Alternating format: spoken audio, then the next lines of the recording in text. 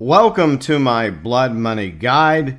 Here, hopefully I'll be able to explain the point of the blood money missions, how you can get them, initiate them, as well as Capitale. What is that all about? As simple as possible. If you're interested in more of my guides for Red Dead Online, such as my beginner's guide, revised gold guide, cash guide, etc., feel free and check out the guides playlist. The blood monies are just brand new free roam stranger missions that you can do in Red Dead Online. But in order to initiate the blood money missions, you have to go through a contact Guido Martelli, which is a member of the Antonio Bronte crime family in Saint Denis. So go to Saint Denis and go over to the area of the blood money icon, which is a blood with a $sign in it. It'll initiate a cutscene with Guido Martelli, and he'll explain to you what Capitale is all about, and then he'll send you on your way. And in order to do the blood money missions after that, you have 4 mission givers throughout the 5 states of Red Dead Online that you can go see. The closest one is Anthony Foreman. He has 2 locations, one in Saint Denis as well as up in Rhodes. Then you have Joe, who's east of Emerald Ranch. Sean McGuire, who is in the Great Plains, as well as up in Tall Trees.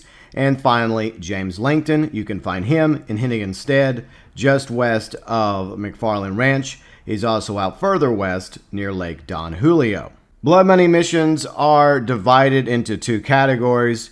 Crimes, which will be accessible as soon as you go and find Anthony Foreman, Joe, Sean, or Langton. And these will not cost you Capitale. You can do this with 1 player solo or with up to 7 players if you happen to have a persistent posse. And these are the new free roam missions that you will most likely do because they won't cost you Capitale. And upon completion of the crimes, you will earn cash, a little bit of gold, as well as XP. Opportunities are very similar to legendary bounties. Instead of going after a person in particular, you're going after a jewel. But the opportunities will cost you Capitale, which is going to range between the difficulty of the mission you set. So you have the ability to toggle between standard, hard, or ruthless. Ruthless is the most expensive. Standard is the cheapest when it comes to Capitale. Unlike crimes, which allows you to have up to 7 players, the opportunities, which is a little bit more difficult, will only allow you to have between 1 to 4 players for opportunities. Currently, there's only 1 opportunities mission available in the game. Eventually, there'll be up to 3, but for now, we only have 1 opportunities. But we do have quite a few crimes that you can do with 1 to 7 players. And once again, unlike opportunities, crimes will not cost you Capitale. Now, you're probably wondering, how do I get Capitale? What can I spend it on? At the moment, the only thing you can spend the Capitale on is those opportunity missions. Whether or not it's actually worth getting Capitale to do that opportunities mission is entirely up to you. Most of the Capitale that you get during the crimes is going back to Guido Martelli via dead drops. However, during the crime missions, you do have other ways of getting your hands on some Capitale here and there by looting NPCs as well as going into loot boxes, chests, etc. During the blood money crime missions, you might be able to get your hands on between maybe 1 Capitale, 2 or 3 Capitale, depending on how, I guess, the RNG goes for you. But eventually the idea is you will personally acquire enough Capitale in order to do one of the opportunities, either on standard, hard, or ruthless with 1 to 4 players. Now, yes, you can technically buy Capitale through the fence. There's one way that I would suggest if you have more than enough gold bars to spend, and then there's another way that I would avoid.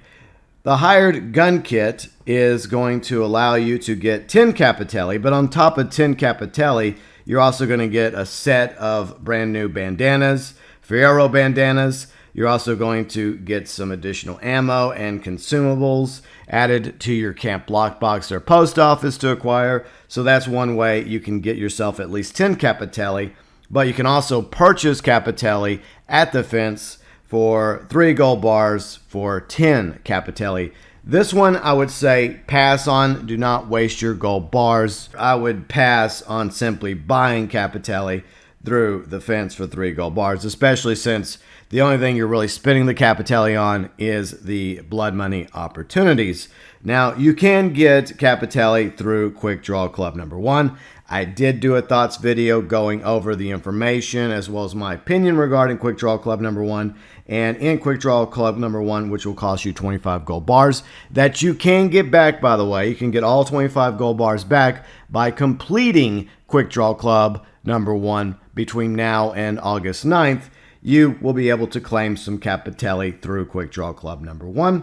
And very similar to the hired gun kit, that Capitale that you get through the Quick Draw Club will go to your lockbox or post office for you to claim.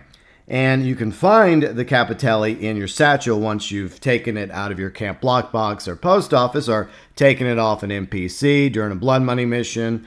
You can find that in your satchel. So you go to valuables and then you'll see Capitale, and it will let you know how much Capitale you happen to have in your satchel, which you can carry up to 50 Capitale.